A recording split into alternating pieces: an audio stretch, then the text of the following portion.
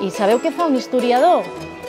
Un historiador en sap molt de la història de fa molts anys i, clar, de fa 300 anys en sabia moltíssim. I ell em va dir com havia de fer la cuina, per exemple.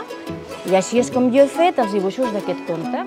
Ja fa molts anys que des de la Direcció General de Recerca es fa una activitat que consisteix en publicar llibres molt dirigits a nens i nenes 8, 9, 10, 11 anys, amb l'objectiu que a través de l'activitat de personatges que ells puguin entendre se'ls expliqui quin tipus de recerca es fa al país. En Francesc es va llevar tot d'una, es va vestir amb uns pantalons apedaçats i una camisa de botons.